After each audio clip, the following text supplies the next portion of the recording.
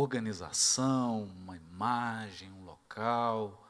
Isso engrandece a nossa atividade espírita, isso nos auxilia a levar a mensagem do Consolador prometido ao maior número possível de corações, sem nenhum resquício de proselitismo, mas com a consciência de que o mundo sofre e precisa muito da luz do Consolador, ainda que não utilizemos em nenhum momento a palavra espírita.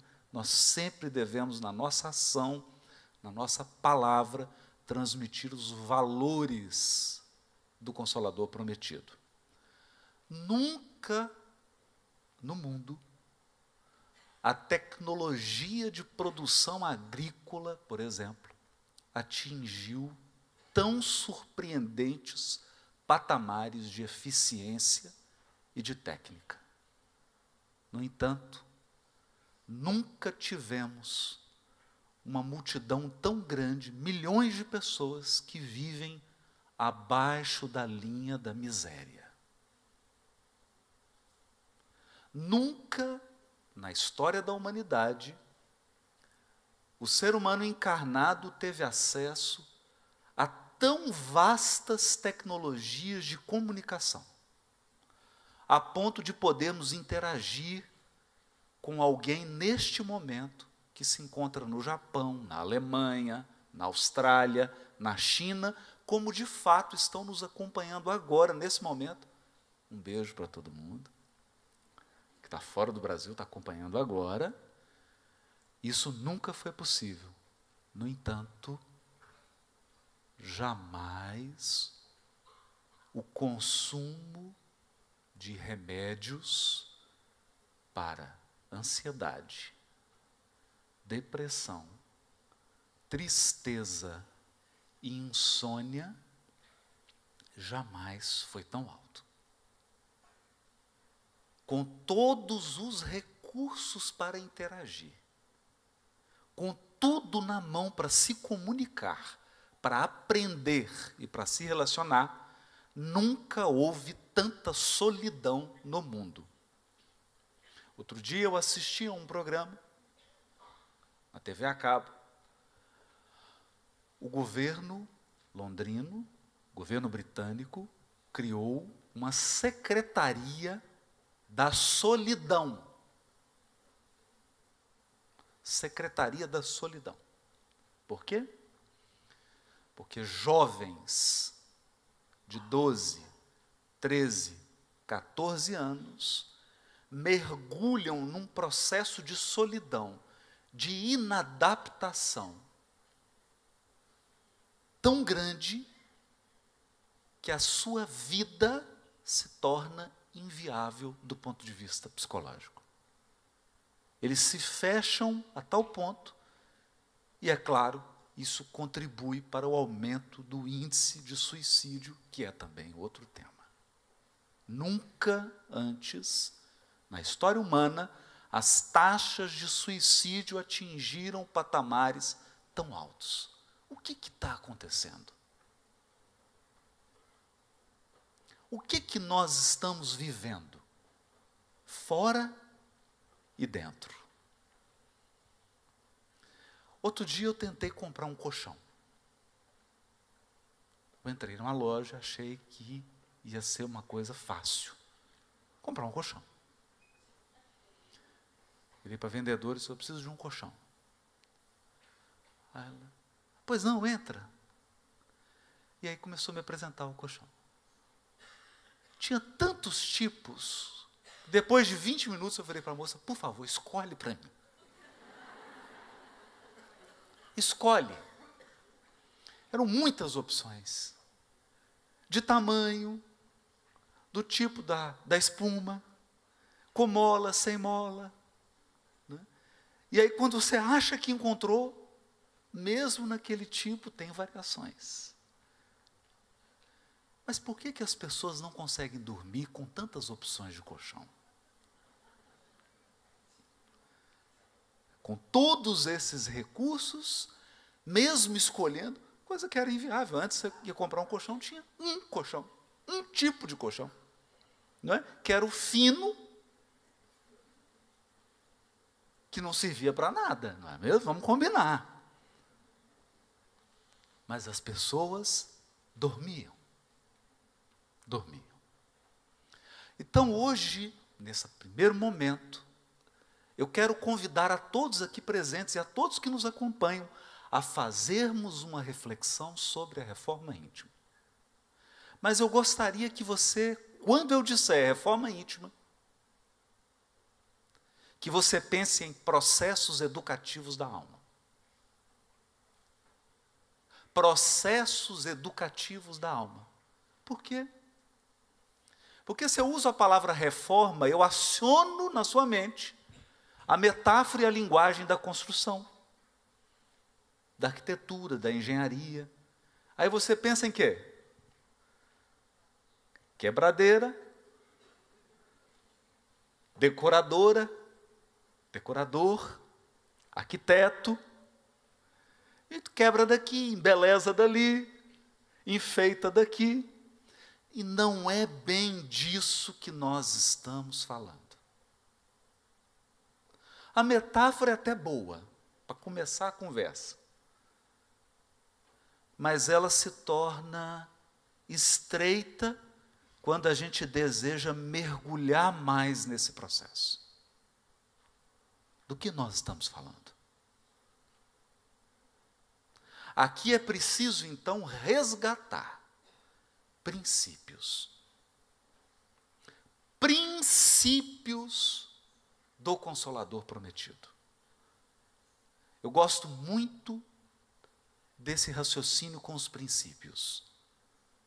Porque as pessoas, e é natural isso, as pessoas têm uma ansiedade por receita de bolo.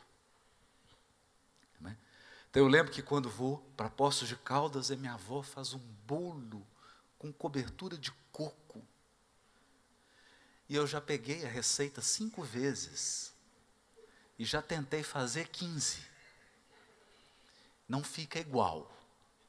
E a gente quer a receita. A gente quer, mas é quanto mesmo de farinha? É quanto mesmo de óleo? Qual que é a temperatura do forno? A gente quer uma receita. Mas a vida é feita de princípios. Princípios que orientam algo que é semelhante a um oleiro moldando a argila, moldando uma outra matéria para formar um vaso, um outro objeto. Moldar. Então, moldar é uma mistura de técnica, de sensibilidade e de arte. Eu gostaria que você gravasse a palavra moldar. Porque os princípios que o Consolador prometido nos propiciam, nos ajudam no processo de modelagem, no processo de moldar. Primeiro princípio, você é imortal. Essa é a lição, a luz central. Eu sempre costumo brincar, se você esquecer tudo do Espiritismo, só não esqueça uma coisa: você é imortal. Você é imortal. E por que esse é um princípio importante? Ele é importantíssimo. Por quê? Porque a maioria de nós vive e molda a sua vida alheio a esse princípio. Quer ver? Você escolhe uma carreira acreditando que você vai morrer. Então, nós escolhemos uma área de atuação, acreditando, eu vou atuar 40, 45 anos nessa área, depois eu vou me aposentar. Quer dizer, antes a gente tinha esse sonho, agora não mais. Não é? Mas ninguém pensa assim, eu vou fazer um projeto profissional para os próximos 400 anos. Você pensa assim? Se você disser isso para alguém, a pessoa já vai olhar meio estranho, né? Vai te sugerir um psiquiatra. Porque nós não fazemos planos de imortais. Nós fazemos planos funerais. Plano para morrer. Nós construímos relacionamento até que a morte separe, não é? Então, tem um caso típico. O marido foi primeiro, não é? Quando a esposa chegou no mundo espiritual, ela falou, meu amor, ainda bem que eu te encontrei. Ele falou, até que a morte o separe. Acabou. Não é? Então, nós não imaginamos em relações de amizade, de afeto, de filiação, de paternidade, de maternidade, relações que vão durar para sempre, e elas vão durar para sempre, incluindo as inimizades, incluindo aqueles que você não gosta, que são os que a gente mais atrai, vão durar para sempre. Então, quando nós pensamos na imortalidade da alma, muda a nossa perspectiva sobre a modelagem. Como eu vou moldar a minha vida, mas, sobretudo, como eu vou moldar a minha intimidade. E por que moldar? Porque eu não quero que você pense em estruturas rígidas. Se você pensa na construção desse shopping, nós temos aqui um alicerce, uma estrutura. Essa estrutura é rígida. Ela tem uma certa maleabilidade, ela treme um pouquinho, dependendo do vento, mas é pouca. Esse não é o processo do espírito imortal. Você não é o alicerce de um shopping. Não é. Por que não? Você já experimentou adquirir um bom hábito e perder um hábito ruim? Por exemplo, WhatsApp. WhatsApp. Qual seria a sua reação psiquiátrica se eu te impedisse de usar o WhatsApp por 15 minutos? Alguns teriam uma síndrome de abstinência. Não é? Por um dia. Por um dia já dá perda de apetite, perda de sono, não é? Então, o que eu estou querendo dizer com isso? Que nós somos moldáveis. Moldáveis. Na interação com o outro e na interação com o meio ambiente, nós nos moldamos. Isso pode caminhar para uma direção saudável. E o que é uma direção saudável? É quando está bom para você e para os outros. Ou pode caminhar numa direção não saudável, que é quando não está bom para os outros. Pode até estar bom para você, não é? Porque o violento, ele acha que está bom, né? Só não está bom para quem está ao lado dele. Então, se não está bom para você e para os outros, você está moldando numa direção que não é saudável. Então, essa maleabilidade, é importante que a gente traga esse raciocínio. Você é um espírito imortal que está moldando a sua intimidade e a sua vida. Então, isso significa que tira essa ideia de coisas definitivas. Tira isso da cabeça.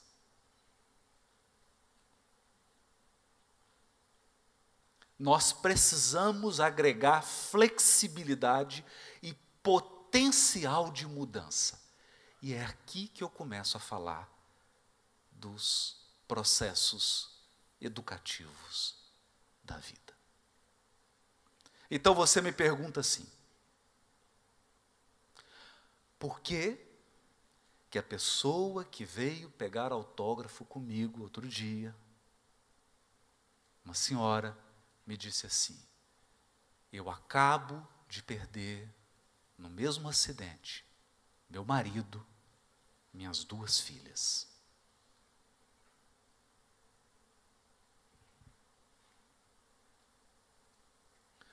Eu gostaria que você pensasse em uma criança que está com 4 anos de idade e que enfrenta agora um severo câncer no pâncreas.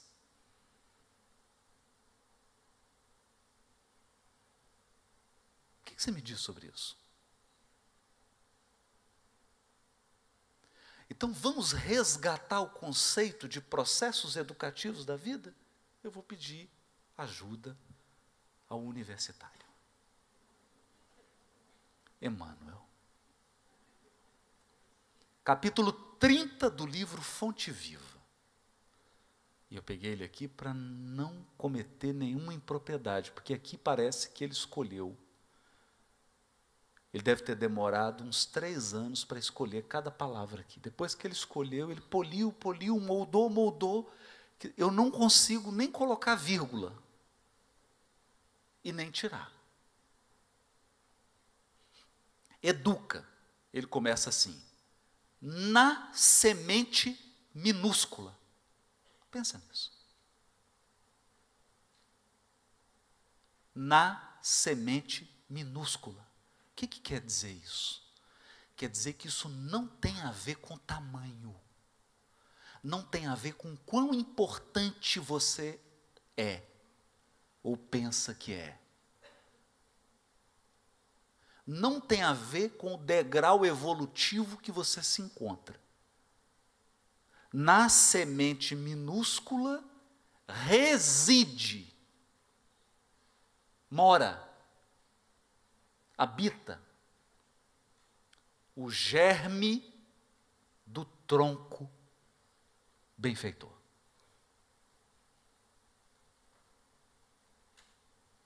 Na semente minúscula. Então a questão aqui é: para onde você olha? Para o tronco ou para o germe? Quando você olha nos olhos de alguém, você está enxergando o que já se manifestou ou o potencial que aguarda manifestação? Isso é importante. Porque o que ele está querendo dizer aqui é que na semente minúscula reside o germe do tronco benfeitor. Então nós estamos falando aqui de um processo espiritual que me envolve, que te envolve, que envolve a todos nós, mas na origem desse processo há um germe, um potencial pleno que aguarda manifestação. Ah, mas eu já manifestei 30%. Parabéns para você nesta data querida. Ah, eu já manifestei 50%. Ah, eu manifestei 5%. Então, aqui nós temos um outro princípio do Consolador prometido. A seta da evolução.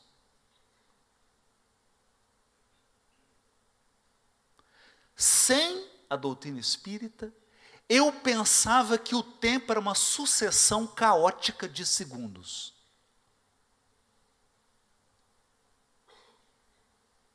Amanhã pode acontecer de tudo, inclusive nada. 99% dos encarnados pensam assim. O tempo é uma sucessão caótica de segundos em que você pode estar indo para o lado, para frente, para trás. Com o Consolador prometido, eu aprendi que o tempo possui uma seta evolutiva. Você vai para frente,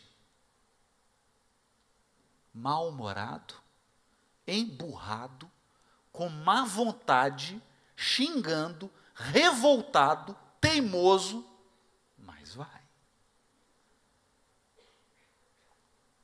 A seta da evolução se dá na direção do seu germe. É importante pensar nisso. É importante pensar nisso. Há uma semente minúscula na tua consciência.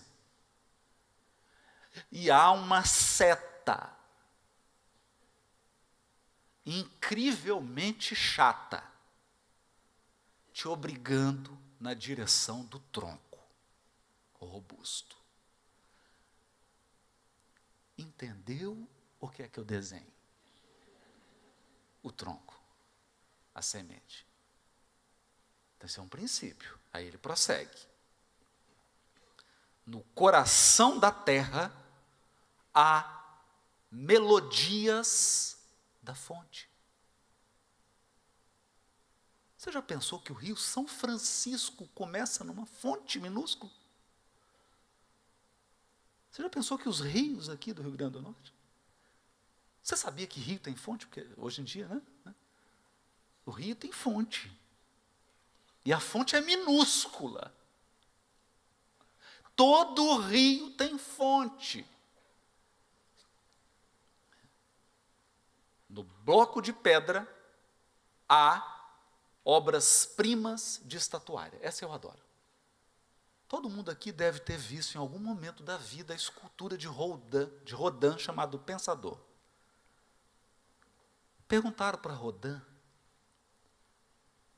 pessoa impressionada, né? Falando, como é que você conseguiu esculpir?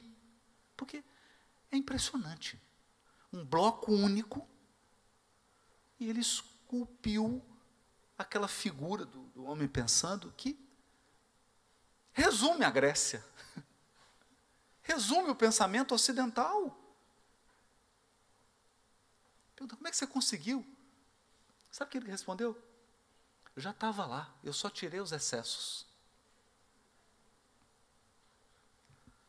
Interessante, né? É verdade. Então eu queria que você pensasse em algo. Onde você vai chegar no processo evolutivo, já está aí. Já está aí. A gente só precisa tirar uns excessos.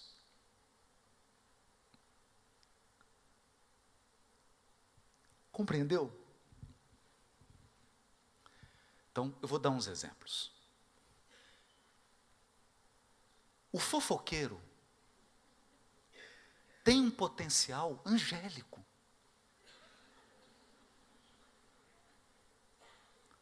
A gente só precisa tirar um excessozinho. Pequeno. Coisa pouca. Porque ele é um comunicador. É um comunicador. Comunicador. A gente só precisa mudar a direção e a intensidade. Então, o volume está muito alto, a gente tem que abaixar um pouco.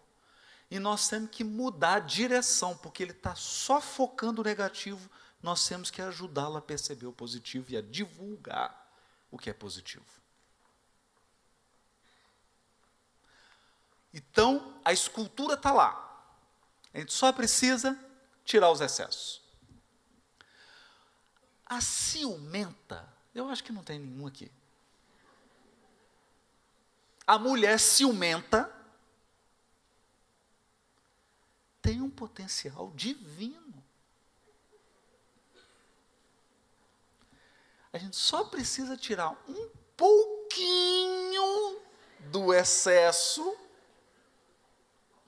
coisa pouca, e dar uma outra direção. Porque o ciumento sabe cuidar e preservar. Você entendeu? Já deu para entender. Então, veja que o Emmanuel está construindo um pensamento. Aí ele fala assim: também o Espírito. Olha isso.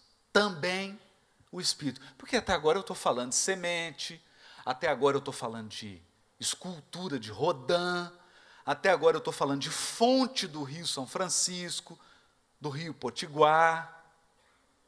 Até agora eu estou falando de coisas da natureza. Aí vem Emmanuel e diz: também o Espírito traz o gene da divindade.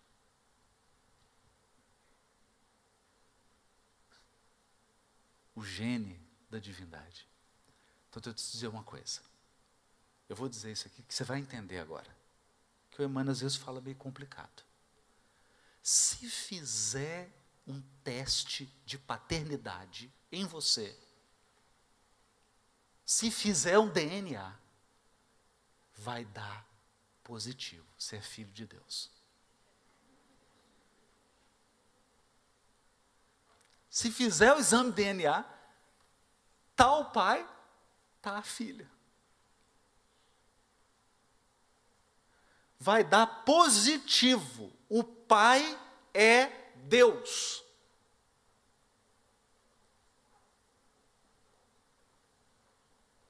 Dá para perceber no padrão genético, mas não é do corpo, espiritual. Também o Espírito traz o gene da divindade.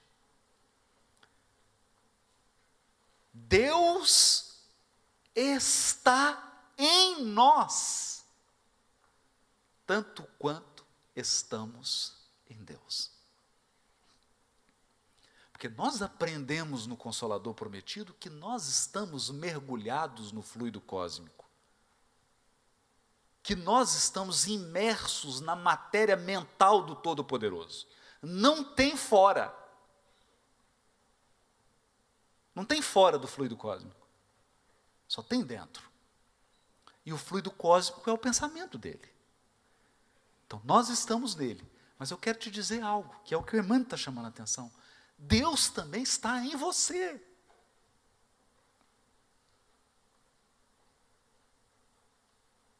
Os elementos mais estruturais do seu psiquismo são divinos. Eu vou explicar um pouquinho mais. A tua fala é um poder divino. Teu potencial de comunicar, de falar, é divino. Ou se você quiser, eu vou falar agora, lembrando meu amigo, pastor Enéas. Vou falar igual um pastor evangélico agora. A palavra tem poder. Perceberam? A tua fala é um potencial divino.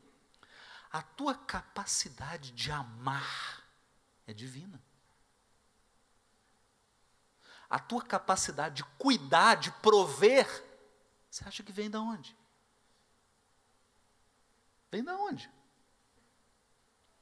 Essa vontade de ser amado, você acha que vem de onde? Essa vontade de receber o olhar, de ser notado, de ser percebido, essa vontade de ser valorizado, você acha que vem de onde? Essa sua capacidade de criar, nem que seja uma tapioca.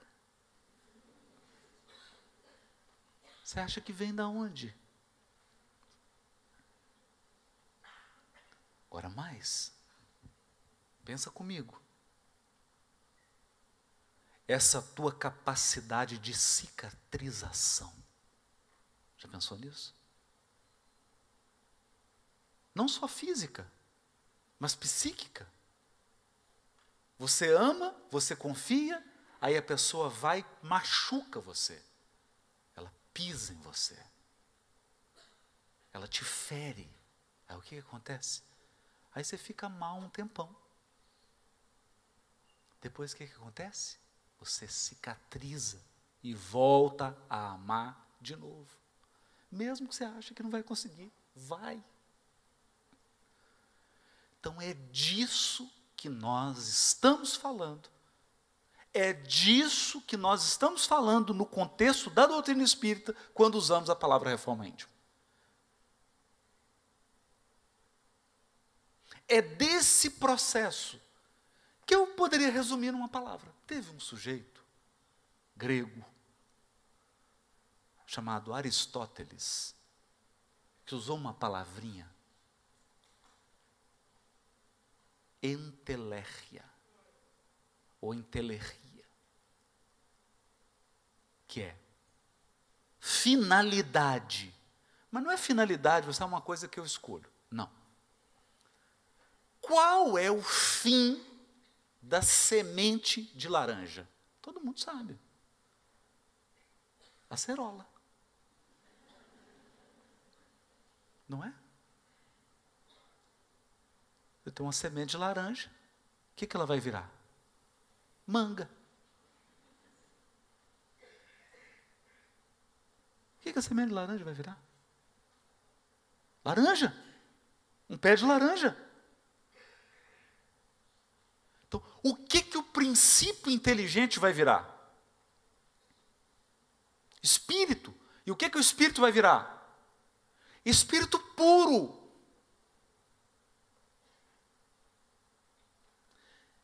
E deixa eu te dizer uma coisa. Um dia uma pessoa fez uma pergunta, eu estava falando isso numa palestra. Aí a pessoa ficou brava comigo. A pessoa fez uma pergunta assim: eu não pedi para Deus isso. Eu não quero. Olha isso, né? Eu não quero virar espírito puro. Eu falei, sinto muito. Nós aprendemos que temos livre arbítrio. Não significa arbítrio absoluto. Então você tem faculdade de fazer escolhas, mas não todas. Vou dar um exemplo. Eu não quero mais que a Terra gire em torno do Sol. É meu livre-arbítrio isso, não é? Não. Não. O teu livre-arbítrio diz respeito às escolhas da sua vida, não do universo. As escolhas do universo são livre-arbítrio de Deus. Já arrumei uma briga, tem gente que vai ficar chateada, já deve estar querendo ir embora. Vai pedir para devolver o ingresso. Você não tem essa escolha. Então tem um processo que segue um curso. Por isso que Emmanuel está falando em fonte de rio, por isso que ele está falando em semente, por isso que ele está falando numa estátua. Por quê? Porque ele está querendo destacar o curso das coisas. Ah, mas eu sou viciado em crack há 40 anos, meu cérebro está todo danificado, não tem mais jeito, nessa encarnação. Nessa não tem. Não tem problema. Mais duas para você corrigir. Em uma, você vai vir com graves problemas no cérebro, para você aprender a respeitá-lo. E numa terceira encarnação, você vai vir com um cérebro convalescente.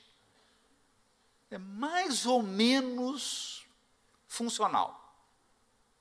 Para você moldar de novo. Moldar de novo. Ah, Haroldo, moldei errado. Derrete. Molda de novo. Mas quanto tempo? Rápido. 4 encarnações. 4. 3. E se você for muito hábil, 2,5. Perceberam? É desse processo que nós estamos falando. É desse processo. Por isso Emmanuel diz assim: mas Deus está em nós. Se fizer o exame de paternidade, exame genético, Deus é seu pai. Deus é seu pai. Está no seu gene. E você está em Deus. Mas, para que a luz divina se destaque da treva humana, percebeu? Há uma luz divina em você, mas essa luz divina está envolvida na treva humana. Que treva? Qual que é a treva humana? A treva humana tem 2 elementos: egoísmo e orgulho. Egoísmo e orgulho. Só que eu quero raciocinar um pouquinho sobre o egoísmo. Porque a gente imagina que egoísmo é assim: aquele bolo gostoso, colocou na mesa, o bolo é pequeno, você olha para o lado, tem uns 10, não vai dar. Você já fez mais ou menos um cálculo, só se partir com laser. O que você faz? Parte logo o seu e pega. Mas essa é a faceta mais primária e mais inocente do egoísmo. Essa é a mais inocente. Eu vou falar agora de umas facetas mais complexas do egoísmo. Quer ver? Eu tenho direito a uma religião. Ninguém mais tem direito a uma religião a não ser a minha. Isso é egoísmo.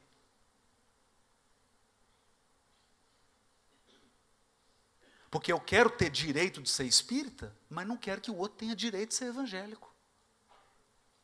Eu quero ser espírita, mas não quero que o outro tenha direito de ser do candomblé, da umbanda. Então eu quero a vida para mim. Não é assim? Então eu olho para a orla aqui, Morro do Careca, Ponta Negra. Aí eu saio, 3 sacolas de isopor, né? Faço meu turismo, deixo quase um lixão, uma montanha maior do que o Morro do Careca, só de lixo, e vou embora. Por quê? Porque eu acho que o mundo foi feito só para mim, só para eu usufruir do mundo. Então é um mundo que só cabe a minha religião, é um mundo que só cabe a minha opção política, é um mundo que só cabe o meu pensamento, é um mundo que só cabe meu jeito de ser, é um mundo que só cabe a minha orientação sexual. Essas são as facetas mais tenebrosas do egoísmo. Sabe por que elas são tenebrosas? Porque essas facetas do egoísmo geraram Holocausto. Holocausto, Inquisição, Noite de São Bartolomeu, o massacre no Camboja, porque a gente fica falando só desses famosos, esquece outros. Ruanda,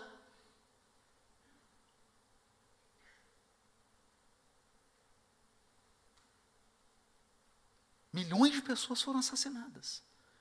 Então, essas são facetas. Ou então, vou dar um exemplo aqui, uma faceta complicada do egoísmo: o trânsito. O trânsito. Porque o veículo automotor, ele é uma máquina do tempo. a pessoa entra nele, ela regride a era primata. Já perceberam isso? Então o sujeito entra, ele tá, a pessoa, né? Ou a mulher ou o homem, está tudo bonito, elegante, perfume francês, né? Bom, a pessoa encontra com você e fala, boa tarde, por favor, pode passar, até ela entrar no carro. Quando essa pessoa entra no veículo, ela se transforma. Ela regride à era Neandertal, as origens primitivas, né? Outro dia eu entrei no Uber, ele estava bastante nervoso, ele falou assim, eu vou praticar um ato de terrorismo. Eu já encostei e falei, mas moço, explica melhor isso, né? Ele falou, eu vou pegar 10 motoristas de Belo Horizonte e vou colocar em São Paulo, para destruir São Paulo. 10 motoristas. É o suficiente para acabar com o trânsito de São Paulo, né? Então, as pessoas se transformam. São facetas do egoísmo. Que eu quero para mim. A vida tem que ser só para mim. Esse é o elemento que precisa ser moldado. E tem o orgulho. O que é o orgulho? O orgulho é mais sofisticado. O orgulho é mais charmoso. Porque o orgulho é assim, não, tem lugar para todo mundo. Mas o melhor lugar é o meu.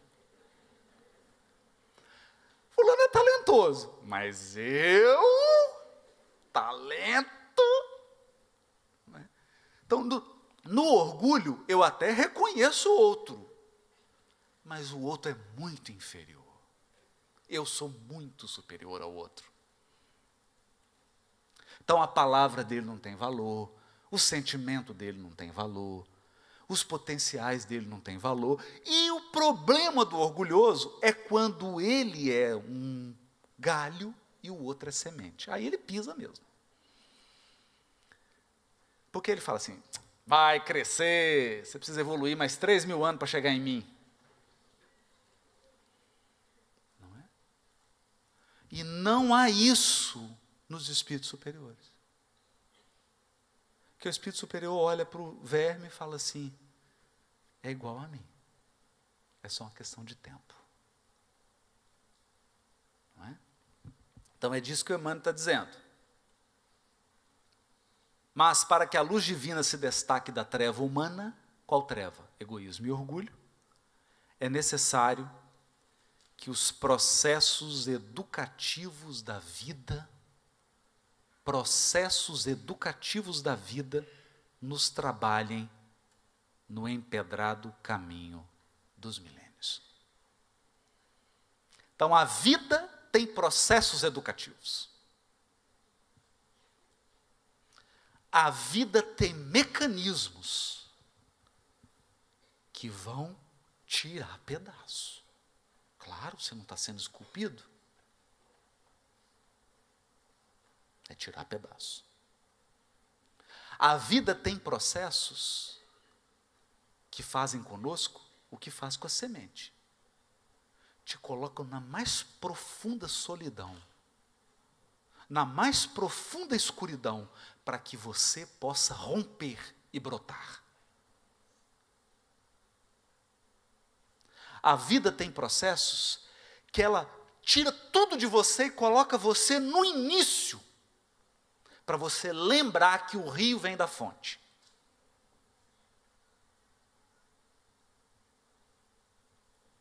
A vida tem processo que você está grandão assim, e ela te faz pequenininho, do tamanho de uma célula, e te implanta num útero materno.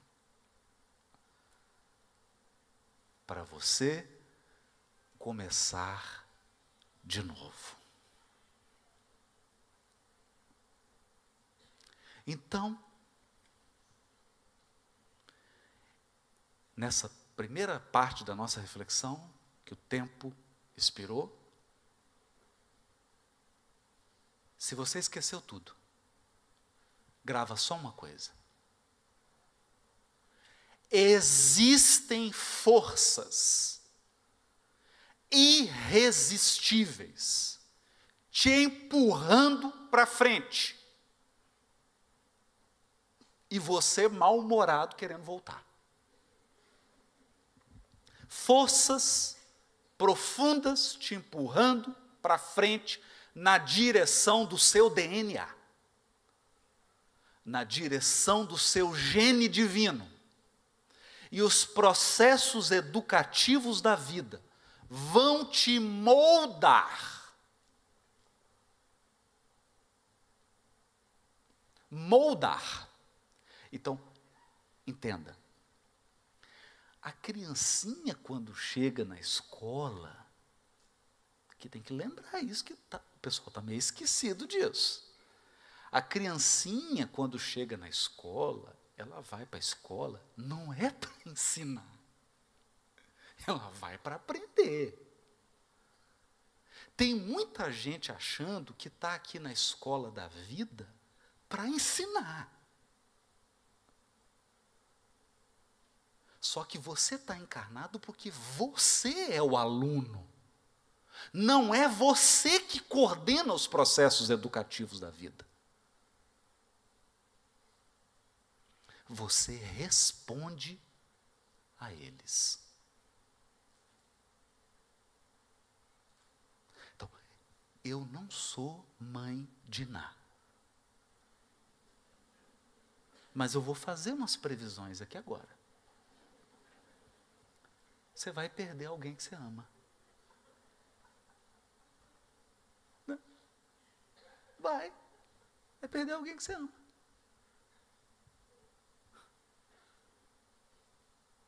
Faz parte da encarnação. Você vai sofrer uma decepção amorosa.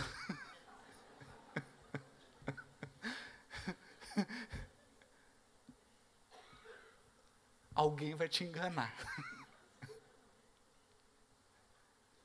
Tá vendo? Eu não estou. Está parecendo que eu estou adivinhando? Não. Eu estou te descrevendo processos educativos da vida. A pergunta aqui é: como você vai responder a eles? Qual será a sua interação com os processos educativos da vida? Isso é reforma íntima. Isso é reforma íntima. Porque a vida acontece e você tem que se moldar. A vida acontece e você tem que se moldar. Você tem que se moldar. Alguém vai embora. Desencarna alguém. Você perde alguma coisa. Encerra um ciclo da vida. Altera alguma coisa. Vem uma doença. Vem uma circunstância. E você vai ter que se redefinir. Você vai ter que moldar.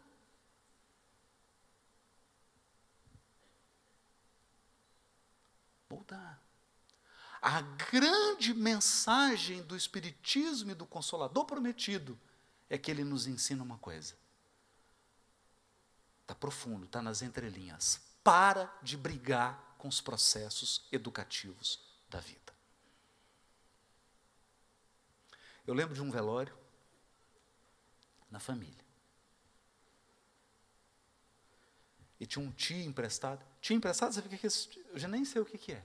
Porque ele é casado com a irmã da minha avó paterna. Eu não sei o que é. Se alguém depois me explica. Não é? Aí ele estava no velório do irmão. Chorando muito. Chorando muito. E dizendo assim: meu Deus, por que tão cedo? Tão cedo! 97 anos, o irmão dele morreu. – 97 anos. E ele foi, um ano depois ele foi, 98.